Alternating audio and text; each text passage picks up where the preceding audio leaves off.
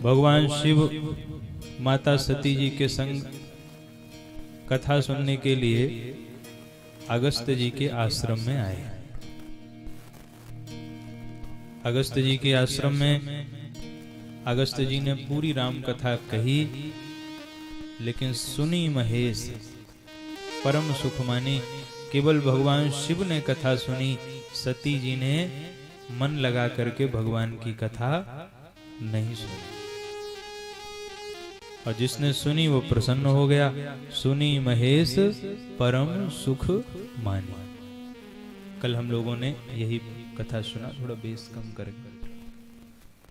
तो भगवान शिव कुछ दिन तक वहां पर रहे और कुछ दिन के पश्चात भगवान शिव वहां से विदा मांग करके चले। मुनि सन विदा मांगी त्रिपुरारी और चले भवन संग दक्ष कुमारी। रामचरितमानस के तो एक एक शब्द में जो आनंद भरा हुआ है। चले भवन संग दक्ष कुमारी।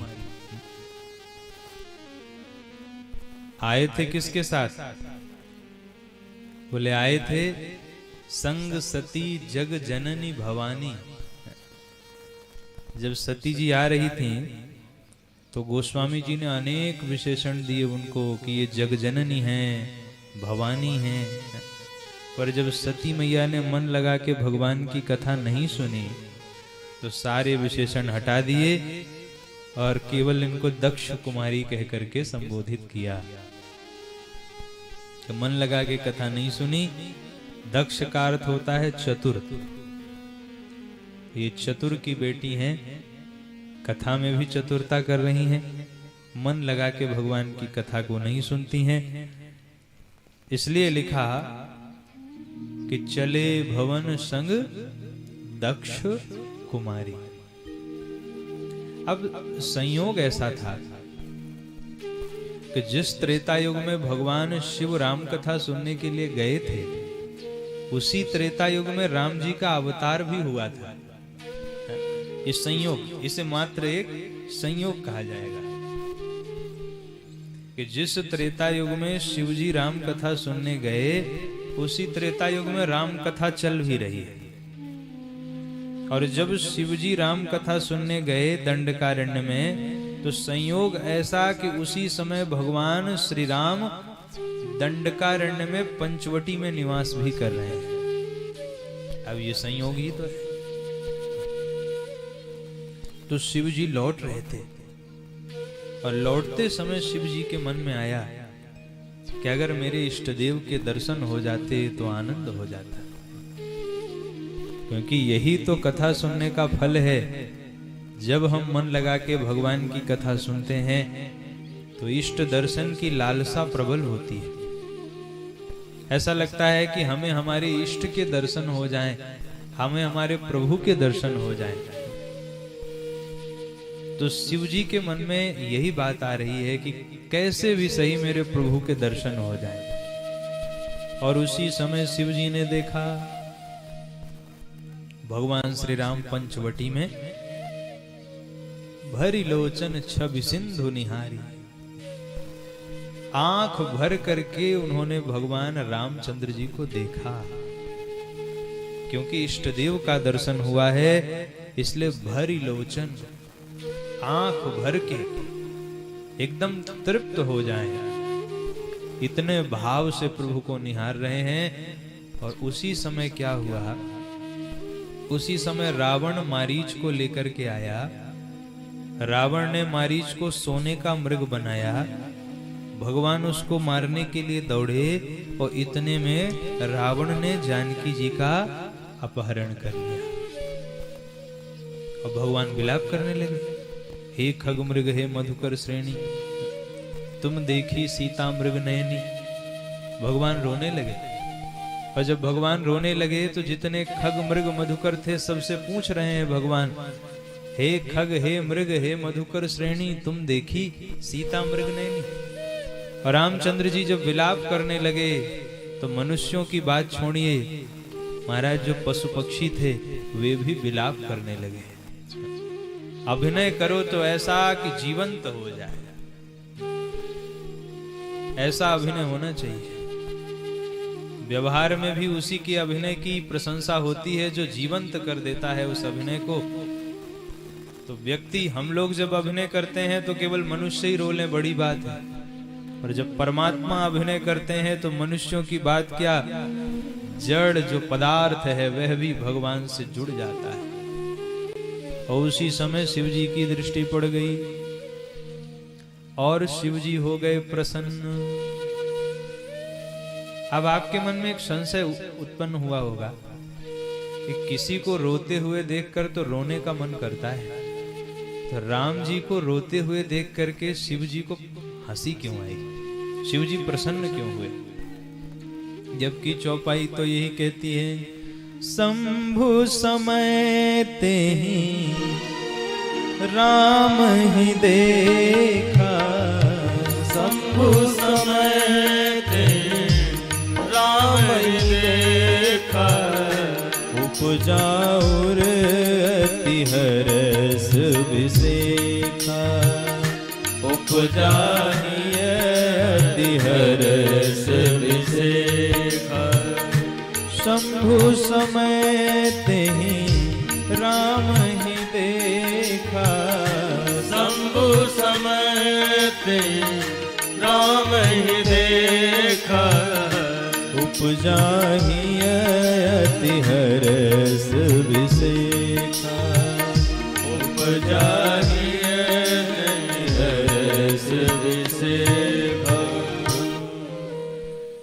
शंभु ने उसी समय राम जी को देखा, शंभु समय ते ही राम ही देखा। और उसी समय जब भोलेनाथ ने राम जी को देखा तो प्रसन्न हो गए, वाह प्रभु क्या लीला कर रहे हैं आप। लेकिन प्रश्न तो ज्यों का त्यों बना है कि राम जी को रोते देख करके शिव जी को हंसी क्यों आई, शिव जी प्रसन्न क्यों हुए? अरे कहा भाई देखो, मित्र अगर अभिनय कर रहा हो, मान लो रामलीला चल रही हो और रामलीला में कोई व्यक्ति भरत का किरदार निभा रहा है, और जो भरत का किरदार निभा रहा है वो ऐसा अभिनय करे कि पूरी सब लोग जितने बैठे हैं सब रोने लगे। लेकिन ईमानदारी से बताना, जो उसका मित्र पर्दे के पीछे बैठा होगा वो हंसेगा कि रोएगा? वो तो मुस्कुराएगा। पब्लिक रो रही है पर मित्र पीछे बैठा मुस्कुरा रहा है कि वारे राम जी क्या सुंदर अभिनय करते हो आप। कि सामान्य मनुष्यों की तो बात छोड़ो, जो खग मृग मधुकर है यह भी रोने लगे। जो वृक्ष थे वो भी गीले हो गए महाराज जब राम जी ने रोना प्रारंभ किया। तो भोलेनाथ को लगा कि सरकार अभिनय तो बड़ा जोरदार कर रहे हैं आप, कि मनुष्यों की बात छोड़िए, यहाँ तो वृक्ष भी गीले हुए जा रहे हैं, खग मृग मधुकर जो हैं सब रो रहे हैं। तो जैसे एक मित्र के अभिनय को देख के दूसरे मित्र को प्रसन्नता होती है, ऐसे ही इनके आपस में तीन संबंध हैं। हमारे भोलेनाथ भी विराजमान है यहाँ, नर्मदेश्वर महादेव और रामचंद्र जी भी विराजमान है। और आज हम लोग दोनों के संबंध को देखें कि दोनों के आपस में तीन संबंध हैं। कौन कौन से? का पहले तो ये एक दूसरे के सेवक हैं। ये सेवक हैं। शिव जी अपने को राम जी का सेवक मानते हैं और राम जी अपने को शिव जी का सेवक मानते हैं। फिर ये एक दूसरे के स्वामी भी हैं। क्यों? क्योंकि राम जी शिव जी को स्वामी मानते हैं, शिव जी राम जी को स्वामी मानते हैं। तो सेवक स्वामी सखा सी अपी के, ये सेवक भी हैं, स्वामी भी हैं और सखा भी हैं। तो यहां सखा का संबंध पुष्ट हो रहा है। प्रसन्न हो गए भगवान शिव। और एक दूसरा भाव तो ये भी है कि शिव जी ज्ञान घाट के वक्ता हैं, और जो ज्ञानी है उसे पता है कि रोते तो वो हैं जो अपूर्ण होते हैं। हम जीवों का काम रोना है क्योंकि हमें कमी है, हम अपूर्ण हैं। भगवान तो परिपूर्ण है, उनको किसी चीज की कमी ही नहीं है तो रोएंगे क्यों? तो शिव जी ज्ञान घाट पर बैठे हैं, उनको सब पता है, इसीलिए शिव जी प्रसन्न हो रहे हैं कि सरकार ये तो आपकी नर लीला है। और इतने प्रसन्न हुए, भोलेनाथ की बोल दिया, शिव जी के मुख से निकला। शिव जी कहते हैं, जय सच्चिदानंद जग पावन, जय सच्चिदानंद जग पावन, जय सच्चिदानंद जग पावन, जय सच्चिदानंद जग पावन। अस कही चले ओ मनोज न सावन, अस कही चले ओ मनोज न सावन। जय सच्चिदानंद जग पावन, जय सच्चिदानंद जग पावन।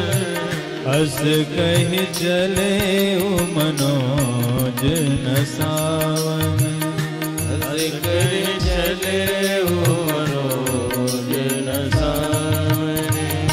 अस कही चले ओ मनोज न सावन, अस कही चले ओ मनोज न सावन।